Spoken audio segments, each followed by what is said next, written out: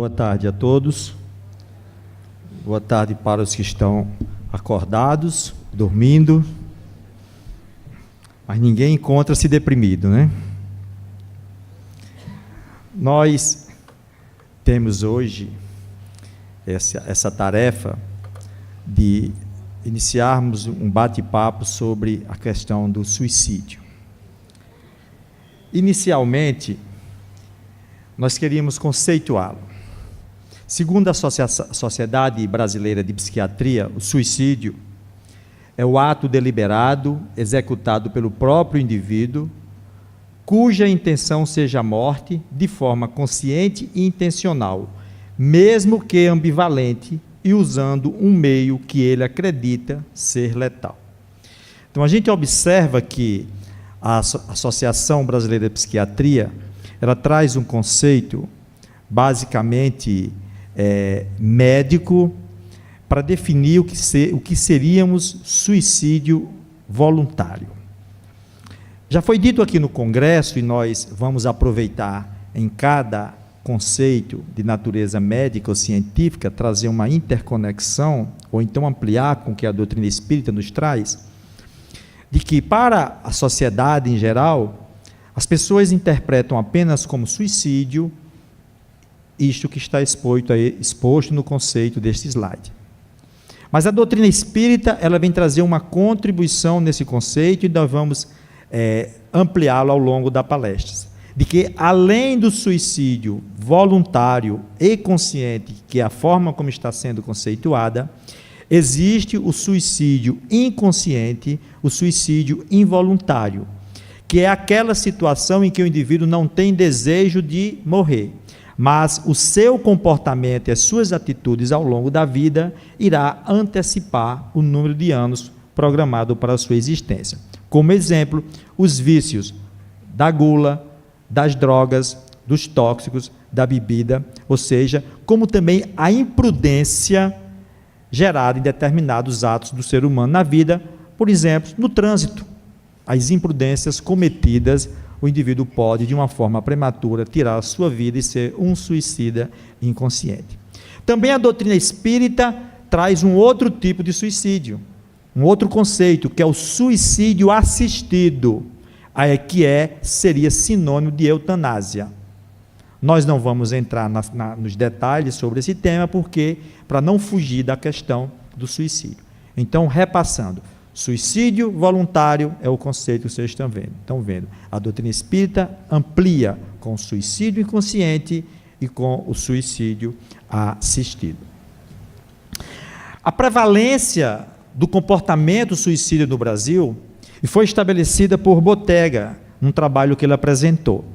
Porque, além do que nós podemos considerar os casos de suicídio, então, o comportamento suicida é o que é a atenção maior que toda pessoa tem que voltar, principalmente os profissionais de saúde que trabalham com o caso. Observem que, para cada 100 habitantes, o comportamento suicida foi adotado em 17% das pessoas. Em algum momento, 17 pessoas pensaram em suicidar-se. 5% estabeleceram e elaboraram planos de suicídio. 3% tentaram e 1% foi atendido em pronto-socorro. Então, olha só como os números vão muito mais além do que as estatísticas demonstram. Segundo o último censo do Ministério da Saúde, no Brasil, 1.000 pessoas tiram a sua vida por ano por suicídio. Equivale a uma média de 30 a 32 pessoas por dia.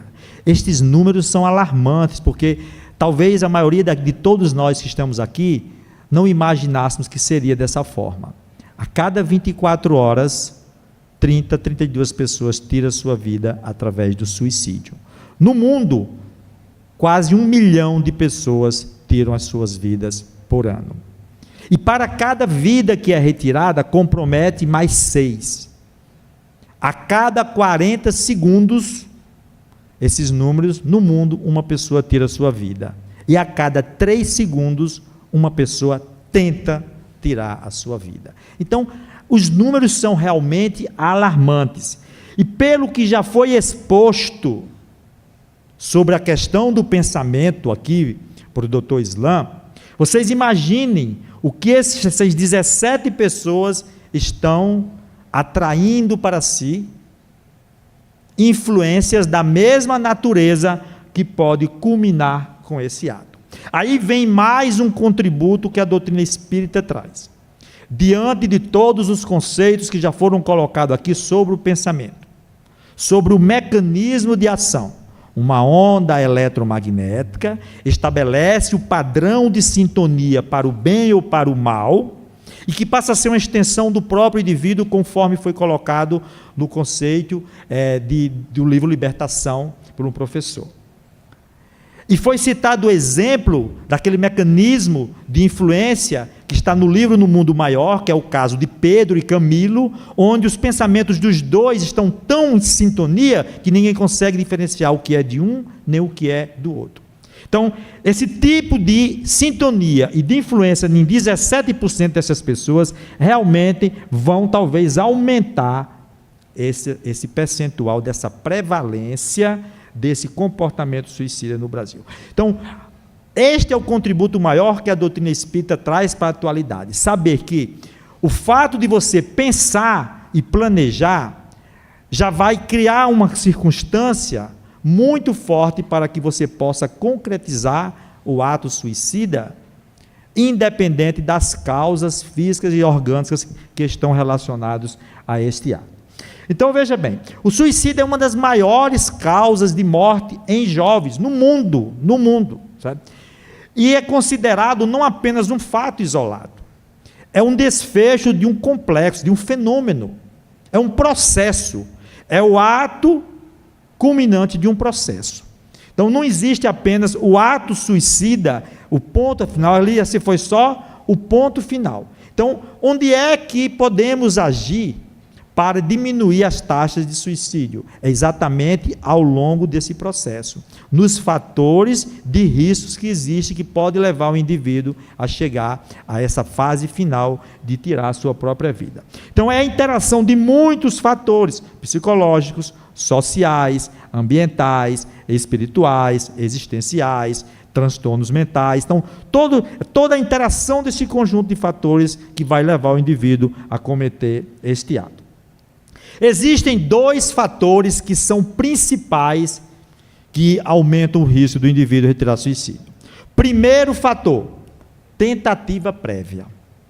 O indivíduo que tenta uma vez, ele tem um aumento de 5 a 6 vezes na chance de tentar novamente retirar a sua vida.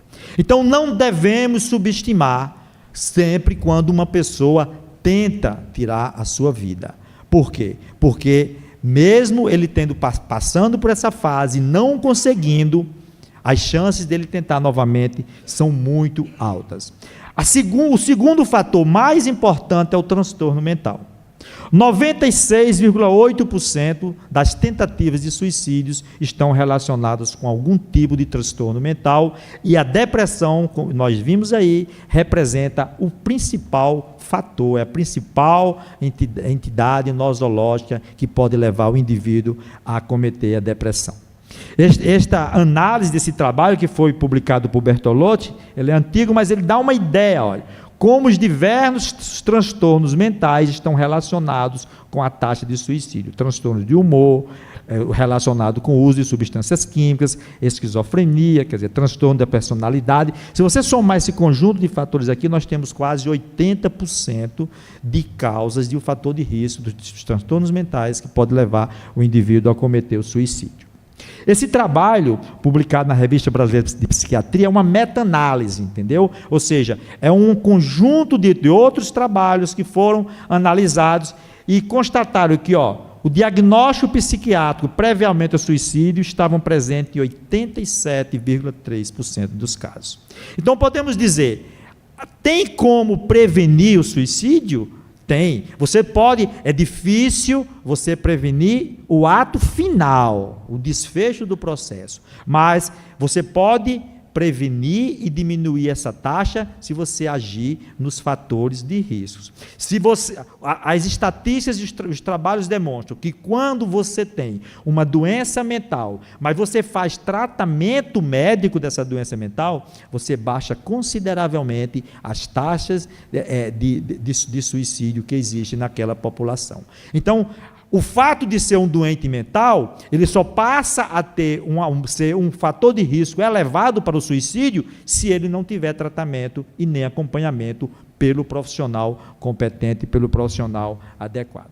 Então, tem aí outros fatores de risco. A idade é maior em jovens e em idosos. Em jovens, pelo uso de substâncias, pela impulsividade, pela imprudência, e em idosos por diversas outras causas, como, por exemplo, perda da razão, do sentido da vida, encontrar-se como se fosse uma sobrecarga para a sociedade, ou seja, achar que não tem mais nada o que fazer na vida, entre tantas outras causas que podem levar para que aumente. Então, no Brasil, jovens e idosos, nos dois extremos, são as principais causas que levam ao suicídio. E com relação ao gênero, olha como é interessante, os homens, eles têm 3 vezes mais aumentos nos óbitos, nos suicídios, enquanto que nas mulheres tem um aumento 3 vezes mais frequente das tentativas, entendeu? Podemos até fazer aqui uma brincadeira, bem hilariante, quer dizer, que os homens, quando querem realmente morrer, vão lá e morrem mesmo. As mulheres tentam 3 vezes mais, e os homens, talvez aqui seja porque os autores acham que provavelmente a decisão do homem seja mais enérgica, não procura tratamento, não procura assistência, e quando resolve, decide para valer isso daí, por isso que o aumento na taxa de óbito é muito maior no sexo masculino. A desesperança, desespero, desamparo, impulsividade são causas emocionais que levam, outro fator de risco para os suicídios. Os eventos adversos na infância e na adolescência, como por exemplo, abuso da sexualidade, os maus tratos, a falta de uma estrutura familiar, que pode levar o indivíduo também o fator de risco. E existe um componente genético também que está presente. Embora a ciência não quer dizer que o indivíduo que tenha uma herança genética para que você possa suicidar-se, mas não. Nós sabemos que a genética expressa predisposições kármicas que o indivíduo está. E talvez estejam aí esse componente genético relacionado com indivíduos que em vidas anteriores já tenham atentado ou tirado a sua própria vida e na existência atual traz a predisposição para repetir este ato. Doenças clínicas não psiquiátricas, que por exemplo, HIV, câncer, outras doenças crônicas, faz principalmente na fase dos idosos, pode levar o indivíduo a tirar a sua vida através do suicídio assistido. E a ausência de um suporte social e familiar. O indivíduo que procura viver no isolamento, que se afasta da sociedade, que não cuida pela manter a estrutura da sua família, ele tem um fator de risco bem mais elevado para retirar a sua vida através da porta falsa do suicídio. Esse gráfico mostra, por exemplo, que no Brasil, o Brasil ocupa o 43º país no ranking mundial em suicídio em crianças de 10 a 19 anos. Porém, em números absolutos, que envolve qualquer faixa etária, o Brasil está no 8º lugar, como país que mais comete suicídio no mundo. Quais são os principais métodos que são utilizados? Esse trabalho demonstra aqui, publicado na Secretaria de Saúde na cidade, que foi feito aqui esse trabalho, que, olha, o enforcamento tem que ser responsável por 60% do método. Não sabemos por quê, talvez as pessoas, ou por influência da mídia, ou talvez porque acham que pela facilidade, seja mais, ele consiga alcançar esse objetivo, quer dizer, depois de arma de fogo, envenenamento, tiro cortante, mas o enforcamento seria o método mais utilizado para que a pessoa procure retirar a sua vida. Porém, nós falamos que é possível, sim, prevenir o suicídio agindo nos fatores de riscos. E uma das coisas que a gente deve atentar são para os sinais de alertas comportamentais, que são sinais indiretos, que podem levar a indícios de que a pessoa possa estar tendo um pensamento suicida, ou talvez até planejando tirar a sua própria vida. E aí vai, o indivíduo desfazer-se de objetos importantes, vou fazer um testamento, se despedir dos parentes, fazer seguro de vida, colocar muitas coisas em ordem. Observe que essas características também são qualidades de pessoas normais, comuns do dia a dia de todos nós. Mas, talvez, se você tiver um somatório dessas atitudes que o indivíduo passe a adotar na sua vida, seja um sinal de alerta indireto para que a família, ou para que um profissional de saúde possa despertar a sua atenção de que aquela pessoa pode estar tendo em algum momento um pensamento de retirar a sua vida. Porém, além dos fatores de risco, existem os fatores que são protetores. E vamos voltar a nossa atenção nesse momento para falar daquilo que é importante e que todos nós devemos procurar valorizar na nossa vida, porque se torna um fator que irá proteger-nos de, em algum momento, atentarmos contra a nossa existência. Então, o primeiro vocês viram que foi a autoestima elevada. O indivíduo que procura deprimir-se e que procura diminuir a sua autoestima, não valorizar-se, não procurar melhorar a si próprio, isso, não buscar valorizar-se, ele pode andar por um caminho que vai te levar a uma tristeza, a complexos de culpa, de inferioridade, depressão, e pode embarcar numa onda de enfrentando um desafio maior na sua vida, não conseguir levá-lo e superar adiante e retirar a sua própria vida.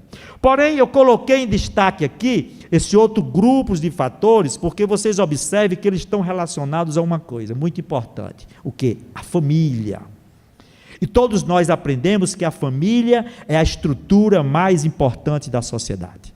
É a família a célula mais importante da sociedade, e ela é um fator de predisposição, de prevenção e promoção de saúde para o ser humano como um todo. E no caso do suicídio especificamente, o indivíduo que tem bom suporte familiar, laços sociais bem estabelecidos com amigos, laços verdadeiros, não são amigos das redes virtuais, mas amigos verdadeiros que você pode contar com eles, nos momentos difíceis ou em qualquer situação da sua vida, são preventivos. Senso de responsabilidade com a família, aquele indivíduo que sabe valorizar, reconhece o seu papel como pai, como filho, como irmão, que está presente numa família não por acaso, mas para desempenhar um papel, para cumprir uma tarefa na vida. Uma gravidez planejada e desejada, porque aumenta esse senso de responsabilidade. E ter crianças em casa aumentam essa ideia interior de que o indivíduo tem que valorizar a vida e é fator preventivo com o suicídio. A ausência de doença mental, nós já vimos que é um fator predisponente, e o acesso a serviços e cuidados de saúde mental. Então, assim como se eu ter um doente mental e não ter cuidado, vai aumentar o risco. Se você é doente mental, mas se você tem acesso a esse serviço, pode ser um fator protetor para você não suicidar-se. A capacidade positiva de adaptação e resolução de problemas, ou seja, o indivíduo que procura, que é ativo, que tem uma capacidade de resiliência forte, que sabe enfrentar as dificuldades da vida, que procura superar, essas pessoas têm um fator forte e protetor na sua vida para evitar o suicídio. E a religiosidade e uma razão para a própria vida. Esse é um fator importantíssimo, conforme diversos trabalhos já demonstram, e aqui este que foi publicado pelo Dr. Harold Kennedy, no livro Espiritualidade no Cuidado com o Paciente, demonstra que a força da crença religiosa associada a uma menor tolerância ao suicídio tem uma tolerância de 50% mais baixos nestas pessoas. Esse trabalho foi feito em 19 países, como está aqui, envolveu 28 mil pessoas, então é um trabalho muito extenso. e confirma que exatamente o indivíduo que expressa sua religiosidade, independente da religião a qual ele pertence, se é católico, espírita, protestante, budista, não importa. Independente da religião a que ele se vincula, o fato dele ter uma religiosidade e cultivar uma espiritualidade dentro de si, diminui em 50% as chances de que ele possa cometer o suicídio, e aí vem as outras estatísticas, que é uma repetição daquilo que nós já estamos falando. Ocorre uma maior taxa de suicídio em mulheres associadas a menor crença religiosa e menor frequência em igreja, ou seja, o próprio fato de você frequentar uma igreja já lhe se torna um fator protetor para que você possa evitar o suicídio. Esse outro trabalho demonstra uma comparação entre as religiões, mas apenas para evidenciarmos isso aqui, que o indivíduo que é ateu, ele tem quase o dobro de chance de retirar a sua própria vida. Então, a religião, sim, seja budista, cristã, hindu, não importa, ela sim é um fator muito forte, protetor muito forte na vida do ser humano. Por isso que o indivíduo tem que ter na sua vida um vínculo religioso, para cultivar a sua espiritualidade, para que possa ter suporte quando as adversidades surgirem na sua vida. Desta forma, quando nós comparamos o suicídio com os aspectos morais, esse trabalho foi realizado nos Estados Unidos, ele é muito interessante, porque nós sabemos que a religião, a base de todas as religiões é o quê? É exatamente incentivar o indivíduo a ter uma vivência moral. Nós sabemos lá a pergunta 629 do Livro dos Espíritos, o que é moral? É a regra do bem proceder.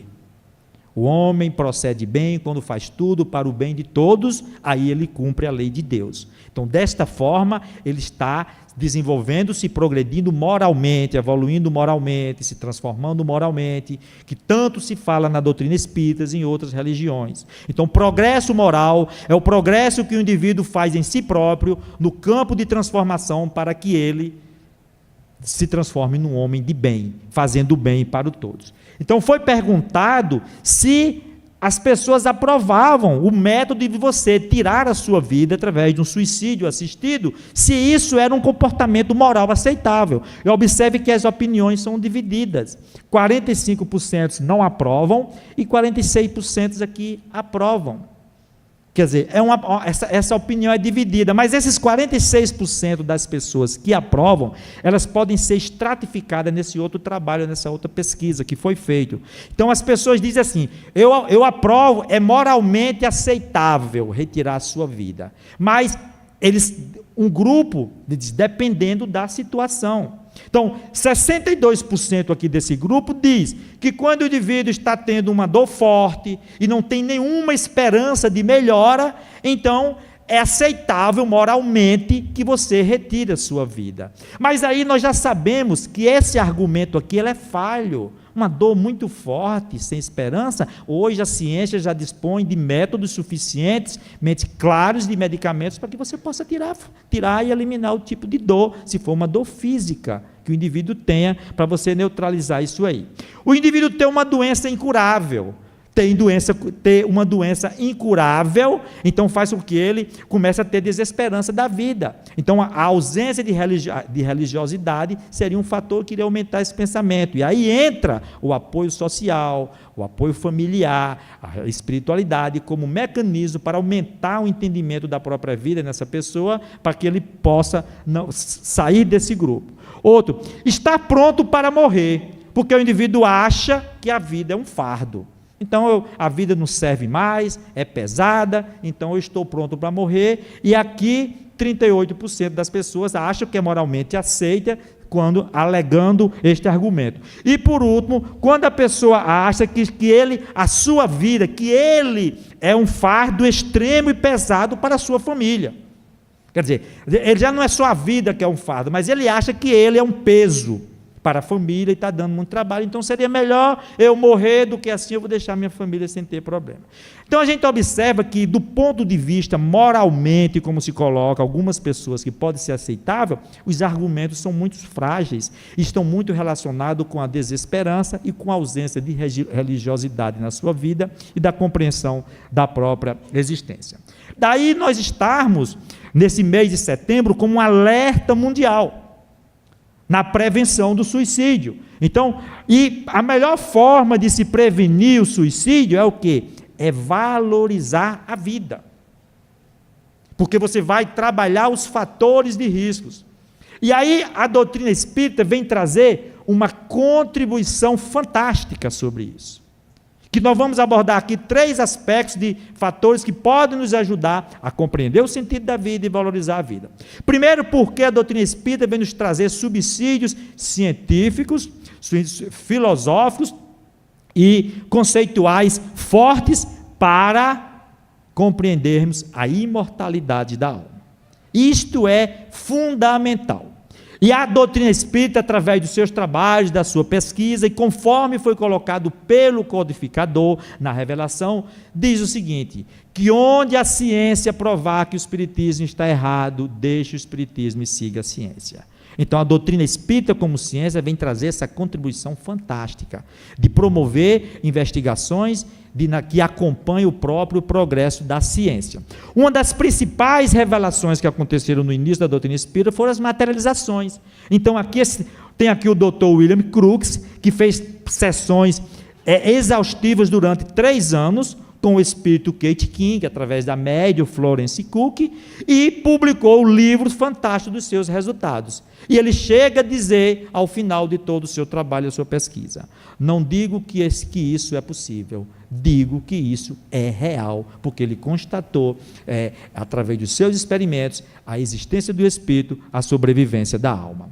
O Dr. Ernest Bozan, um dos maiores pesquisadores dos fenômenos psíquicos relacionados com a morte, tem livros fantásticos que mostram que, no momento da morte, existem percepções de fenômenos de supranormal, que sempre estiveram presentes na história, que a ciência não consegue explicar todos esses fenômenos e que pode ser, sim, uma demonstração científica, uma evidência muito forte da sobrevivência da alma.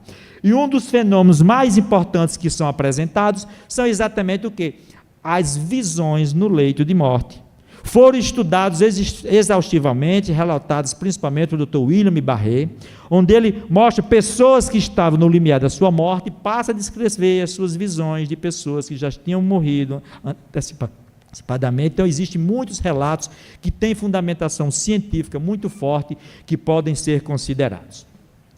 E atualmente as EQMs, ou as experiências de quase morte, é a linha de trabalho e pesquisa mais promissora que tem na atualidade, porque procura mostrar como é que pessoas que estiveram no limiar da morte, seja numa parada cardíaca ou em ameaça da sua vida, começam a manifestar pensamentos lógicos, racionais e estruturados, no momento em que o seu cérebro o eletroencefalograma estava isoelétrico, não mostrava atividade elétrica nenhuma, não tinha fluxo sanguíneo cerebral, mas o indivíduo consegue expressar pensamentos conscientes e lembrança daquele momento. Então isso aqui não vamos mais aprofundar, porque teríamos que ter mais tempo só para palestra, para falar sobre as experiências de quase morte, que é o momento em que o espírito sai do seu corpo e depois volta e relata as suas experiências. O Dr. Marcos Reis publicou um trabalho também fantástico, em 2010, que é exatamente tentando mostrar que a consciência e a memória é uma estrutura extracerebral. Não é o cérebro que produz memória e consciência, mas o cérebro apenas exterioriza. E ele publicou esse trabalho, que ele chamou de rede de modo padrão, que talvez aí possamos encontrar uma explicação para a atividade intrínseca do cérebro e que para explicarmos a natureza da consciência. O grande desafio hoje da ciência e a briga entre materialistas e espiritualistas é tentar exatamente explicar a natureza da consciência. Os materialistas dizem que o cérebro produz a consciência. Os espiritualistas dizem que é o contrário. A consciência é que comanda o cérebro, e o cérebro é apenas o órgão de exteriorização, e a disputa de ideias, de trabalho e de pesquisas continuam para que um dia possamos chegar a um consenso. Podemos dizer que as evidências científicas hoje são mais fortes para mostrar exatamente isso daí, que a natureza da consciência ela é extracerebral. Um outro fator muito interessante para considerarmos, nós falamos inicialmente, que foi a sobrevivência da alma. O segundo é o seguinte: o significado da dor e do sofrimento para a alma. É aí onde vem a questão mais importante que nós devemos considerar, e que a doutrina espírita traz uma contribuição também fabulosa para auxiliar-nos a superar as dificuldades da vida. Um dos grandes filósofos, que é Matteo Ricard, que é aquele médico que é budista, bem conhecido, ele diz, olha, viver as experiências que a vida nos oferece, ela é obrigatória. Porém, sofrer com elas ou desfrutá-las é opcional.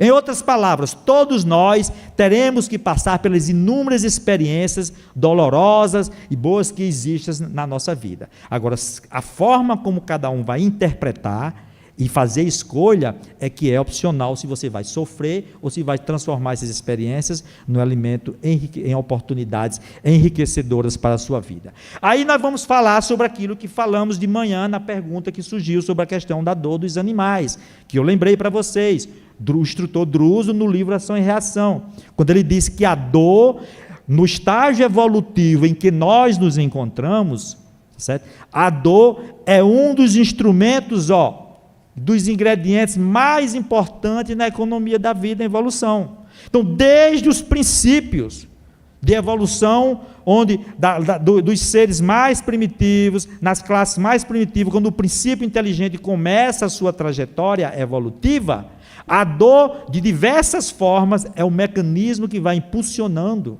para patamares mais elevados. O apóstolo Paulo de Tarso dizia que a dor é o aguilhão que nos impulsiona quando nós nos acomodamos na vida e precisamos de algo que venha nos impulsionar para o progresso. Então está aqui, a dor que existe nos minerais, vegetais e animais, que a dor evolução vem de fora para dentro, para que o indivíduo, aquele princípio inteligente, se individualize, chegue no reino nominal. E quando chega no reino humano, então a dor que nós vivenciamos já não é mais uma dor evolução, nem é de fora para dentro. Por quê? Porque a dor que nós vamos vivenciar dali para frente, consequência das escolhas e da ação do nosso livre-arbítrio. Então a responsabilidade é nossa. Então a dor já passa a agir de dentro para fora, porque já requisita do ser humano uma interpretação diferente, uma mudança de conduta para que ele possa superar. E essa dor, ela se torna evolutiva também, mas antes de ser evolutiva, é uma dor expiação, é uma dor provação, para que ele possa conseguir avançar e superar a si próprio. A dor auxílio que por intercessão de espíritos mais elevados, pelo aquele seu protegido, para que ele, quando ele não tem condições de decidir pela sua própria existência. Então, esse foi o segundo ponto, o significado da dor e do sofrimento. O terceiro ponto que eu falei que ia abordar, na contribuição que a doutrina espírita pode nos trazer, é exatamente sabermos o quê? Qual é o objetivo da encarnação do espírito? Nós vimos que o maior fator preventivo contra o suicídio é você valorizar a própria vida. Então, por que é que nós encarnamos? Qual é o objetivo da reencarnação? Por que é que o espírito está na Terra? Foi abordado por Allan Kardec na pergunta 132. E os espíritos responderam com 3 linhas de raciocínio. Primeiro, alcançar a perfeição. Jesus já disse: sede perfeito como perfeito é o vosso Pai Celestial, e traçou para a humanidade uma meta a ser alcançada. E para que essa meta seja alcançada, é preciso que o espírito ele utilize de um corpo físico como instrumento para que ele possa galgar essa escada evolutiva. Então, alcançar a perfeição é o principal objetivo da encarnação. Mas de que forma? Para que ele possa chegar lá, ele deve suportar todas as vicissitudes da existência corporal. Vicissitudes é esse conjunto de lutas, de dificuldades, de desafios que o indivíduo tem que enfrentar na vida, seja familiar, pessoal, profissional, existencial, circunstancial, não importam. As lutas e os desafios que o indivíduo vai viver na vida são exatamente essas vicissitudes que o indivíduo tem que suportar e superar para que ele possa, sim, cumprir as condições, cumprir a sua parte na obra da criação. Porque tudo o que existe no universo é co-criado pelo homem em cima da criação divina. Então Deus cria tudo e o homem é o co-criador em plano maior e em plano menor de toda essa obra do universo. Então esse é o principal objetivo da encarnação. Daí é que nós não podemos abandonar a existência física, porque assim nós estaremos desistindo desse projeto e nos comprometendo. Desta forma, o indivíduo vai ter que fazer o quê? Ele vai ter que adquirir as experiências necessárias ao longo de toda a sua trajetória evolutiva, conforme foi colocado aí por André Luiz, do livro Evolução em Dois Mundos. Que o espírito, ele vai viajar rumo à sua elevada destinação. Qual é? A perfeição relativa, que nós já vimos.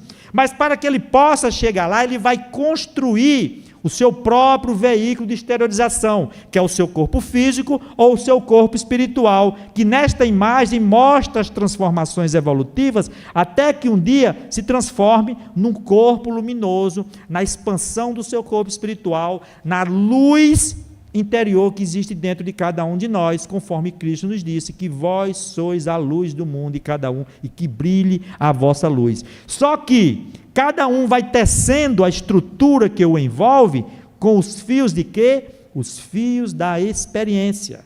Então gravem bem essa palavrinha, experiência, porque ela é o mais importante para definir o objetivo da encarnação. E Dr. Bezerra de Menezes, falando sobre a importância da vida, ele diz que o recurso mais precioso que tem para o ser humano, que nós recebemos por Deus, é exatamente o seu corpo físico. Por que o corpo físico? Porque ele nos permite o ensejo de cada um buscar aperfeiçoar-se, a si próprio e progredir na esfera da experiência. Se você retira a sua existência, abandona a sua encarnação prematuramente, você está suprimindo a si mesmo desta tarefa, desta função e deste objetivo, que é enriquecer a si próprio pela aquisição, pelo acúmulo de experiências que todos nós adquirimos ao longo de todas as existências. E como estamos falando de experiências, aí foi perguntado a Emmanuel no livro Consolador. Como é que se adquire, que o espírito encarnado vai adquirir experiências?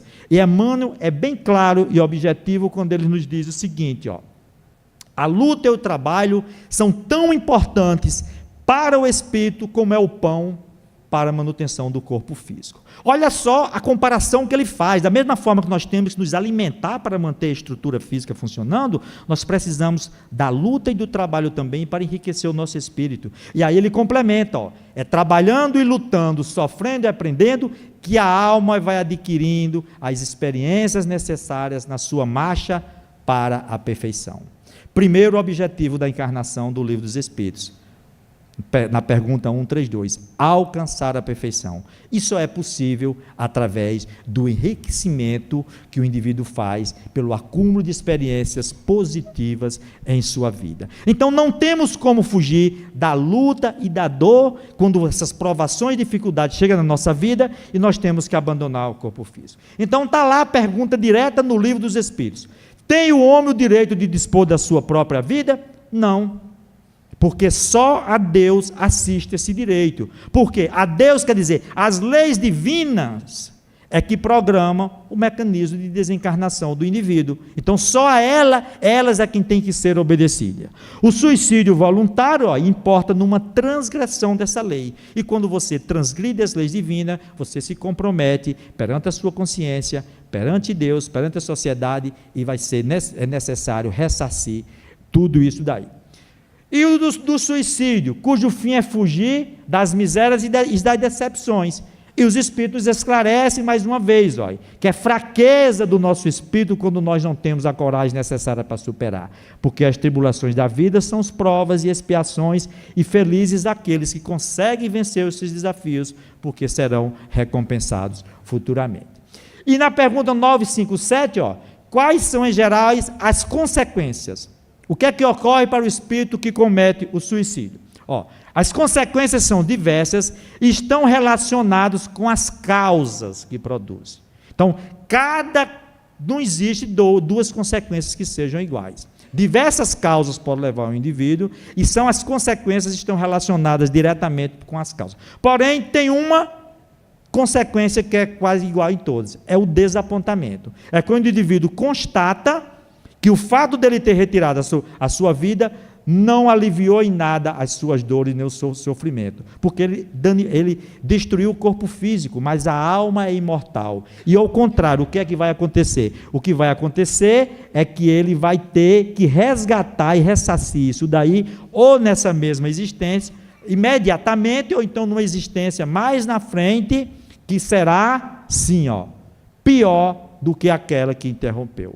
Então, quem estiver pensando que cometendo suicídio vai acabar com os seus problemas, é um engano, um ledo engano. Por isso que a doutrina espírita chama da porta falsa do suicídio, porque ele vai simplesmente aumentar de uma forma superlativa os seus sofrimentos pelas consequências oriundas de tal ato insano. Desta forma, a vida não pode ser jamais interrompida, porque ela é um bem indisponível. A vida não nos pertence, a vida pertence ao Criador. O espírito é imortal e o corpo físico é apenas a encarnação, é apenas um meio que permite que o espírito possa, naquela etapa, adquirir as experiências necessárias ao seu próprio progresso. E as lições de Jesus, elas entram como suporte forte para o indivíduo, independente da religião que ele pertença. Quando Jesus convidou-nos a ir até Ele, quando estivéssemos cansados e aflitos, é porque a mensagem dele oferece suporte psicológico, religioso e social para que o indivíduo enfrente as dificuldades da vida. E para encerrar, nós trazemos aqui um dos poemas mais belíssimos que eu já li sobre a vida, que é do poeta lisboeta Fernando Pessoa, que se chama Palco da Vida. Então ele diz o seguinte, ó, você pode ter defeitos, viver ansioso e ficar irritado algumas vezes, mas não se esqueça de que sua vida é a maior empresa do mundo. Gostaria que você sempre se lembrasse de que ser feliz não é ter um céu sem tempestade, caminhos sem acidentes, trabalho sem fadigas ou relacionamentos sem desilusões. Ser feliz é encontrar força no perdão, esperança nas batalhas, segurança no palco do medo e amor nos desencontros. Ser feliz não é apenas valorizar o sorriso, mas refletir sobre a tristeza. Não é apenas comemorar o sucesso, mas aprender lições nos fracassos. Não é apenas ter júbilo nos aplausos, mas encontrar alegria no anonimato. Desejo que a vida se torne um canteiro de oportunidades para você ser feliz. E quando você errar o caminho, recomece, pois assim você vai descobrir que ser feliz não é ter uma vida perfeita, mas é usar as lágrimas para irrigar a tolerância, é usar as perdas para refinar a paciência, usar os obstáculos para abrir as janelas da inteligência. Jamais desista de si mesmo, jamais desista das pessoas que você ama, jamais desista da vida e jamais desista de ser feliz. Que Jesus nos abençoe e que possamos valorizar a vida.